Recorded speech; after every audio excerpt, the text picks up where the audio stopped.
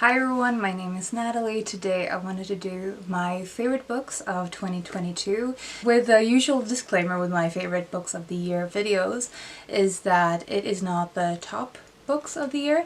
They are not necessarily the best books I've read in the year. They are just some of the most memorable reading experiences that I've had in various ways, and like usual I've made kind of categories for all of these books, and I'll talk about what the category is for each of the individual titles, but this is just kind of a selection of what I've been reading in 2022 and that I wanted to share with you. So one of the categories I've had, I think, for the last few years with these favorite books of the year is the most annotated book.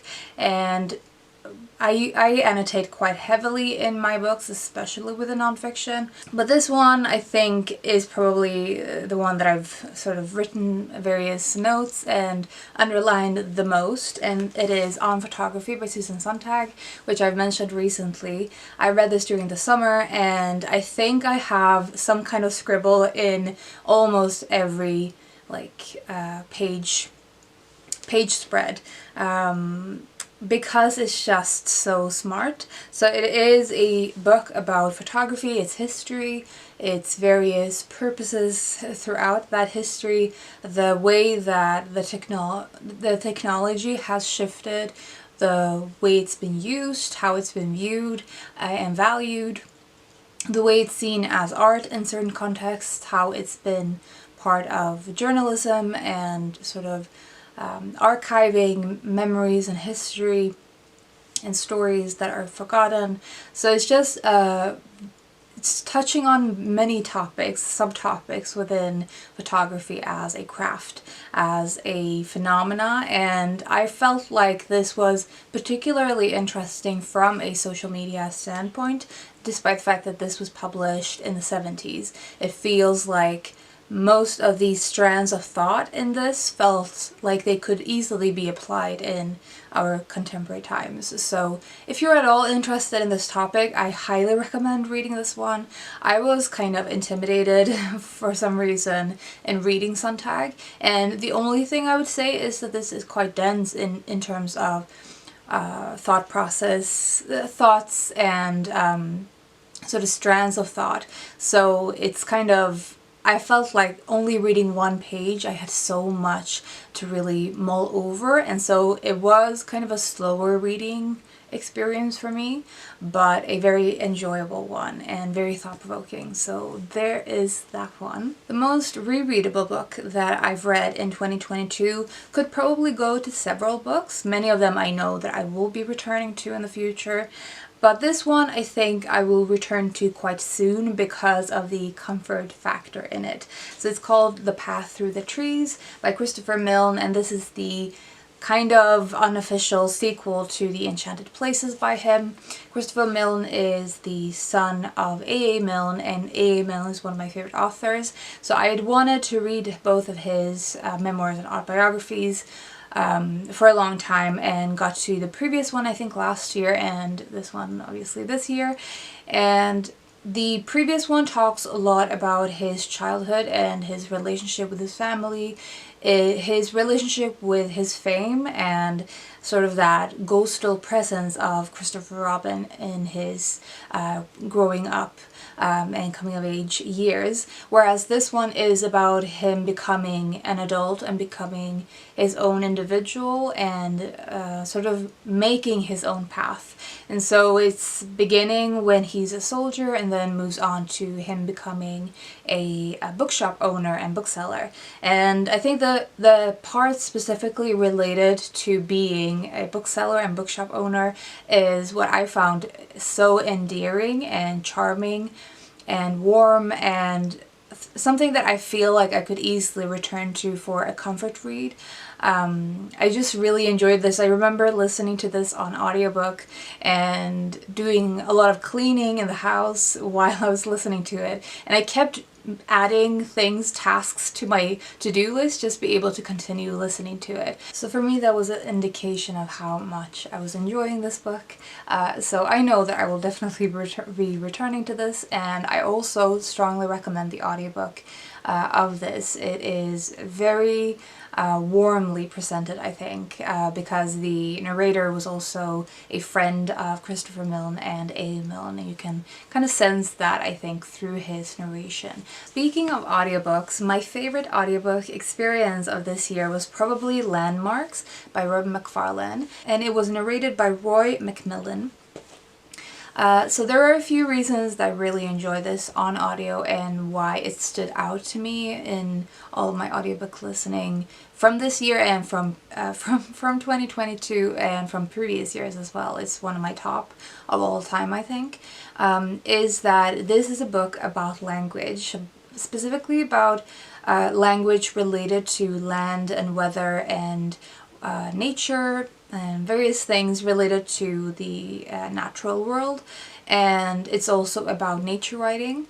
And so the language, the linguistic aspect to this book really suited the audiobook narration format of hearing these things spoken of.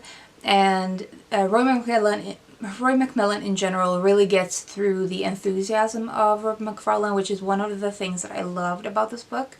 I know that this book and other of his books have got criticism in regard to the exclusion of various voices in when he's talking about, for example, nature writers, that most of them are white, British, or in general sort of Western voices, and that there's definitely a skew towards male writers.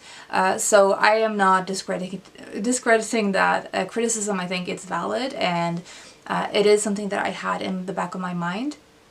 But in general, the enthusiasm for the format, the genre of nature writing is something that I think is so strong in this book, and you can tell that Macfarlane just loves this form of writing, and he writes it of course himself, but he also sort of shares why he's writing it in the first place, why he is drawn to it, and what he's been seeking out from other writers that came before him. And so his enthusiasm, again, I think really suited this narration. The Roy McMillan narration really got through that enthusiasm, and it was a lovely companion to have, as I was mostly listening to this while I was outside and walking or sitting by the canal and eating my lunch during the warmer months of the year. And one of the other things that I really loved in the audiobook of this is that it includes dictionaries of local words for various nature-related things. So for example, like dialects of specific weathers or specific activities done in various contexts of nature. So like wraith, weeds, sticks, straw, and other rubbish in a pool or in running water from Herefordshire. Scume, a patch of white foam on an eddying river, Gaelic, which is funny because it's almost entirely identical to the Swedish word. And there is in the dictionary, most of the dialects and everything is either Gaelic or Irish, from Shetland and other places like that. And you can tell the Scottish, you can tell that there's a lot of overlap with Scandinavian languages and these smaller languages and historical languages in the UK. You can see that Viking history there, which I also find really interesting, that the overlap. And the dictionaries, I think I would just have sort of skipped if I was reading the physical, but I found the listening to the dictionary actually to be kind of meditative, and so I really enjoyed hearing these words in dialect and in other languages and historical languages, and just sort of letting it flow over me. So in general, I felt like there was also some inclusions of nature sounds in the background of this. So in general, I just found this to be a fantastic audiobook production, and also a fantastic book. And the actual text and contents of it I loved, but I particularly enjoyed this on audio. The next category I have is new favorite writer, and that is without a doubt Olivia Laing. I read The Lonely City this year, and I am looking forward to reading all of her other books and backlist, and newer books, of course. This book was just outstanding to me, and the way she combines, so this is a book about loneliness, but it's also about, it's both about loneliness in the sense of sort of urban landscapes and big cities, and this isolation that we have in being surrounded by people and being one among many. But it's also about loneliness portrayed in art. So she talks about specific artists. The way she combines these factual bits and pieces of history and pieces of personal history and memoir and sort of analysis and speculation, all of this is just combined so beautifully. I feel like I admire her mind so much, and I loved her way of exploring these things through her writing. So for me, this was just sort of a standout, both in terms of the book itself. I would classify this as one of my favorite books of the year in general, but also definitely one of those authors that I know I will be seeking out more of her books in the future, and that I am planning to read several of them in 2023. So my favorite character from all of the books I read in 2022 was Elena from Elena Knows by Claudia Pineiro. This was definitely one of my favorite fiction books in general in 2022, and it is a very close character study, so you really get to know her, and I think that is why she really stood out to me in terms of all of the characters that I came across in my reading in 2022. This is a character who is very limited in terms of her physical movement because of health issues, and so she has an, I think, even richer inner life because of that. And so there's a lot of introspection in this book, and she is looking for answers for her daughter's death that is suspected of being a suicide, and she doesn't think that that was the case, and so she's looking for answers and going on a journey physically, but she's also sort of sharing all of the thought processes on the journey. And so there's a lot of reflection and of her confronting things that she didn't know about her daughter. And so I just found this character to be compelling and immediately recognizable and of flesh and blood. So the last category I have is the best book I read in 2022, and I am sharing that spotlight over two books because they're connected. And so we have Life Among the Savages and Raising Demons by Shirley Jackson. I love Shirley Jackson, as many of you know, and these are the memoirs that she wrote. They are sort of a set of memoirs, and that is why I'm combining them in this way.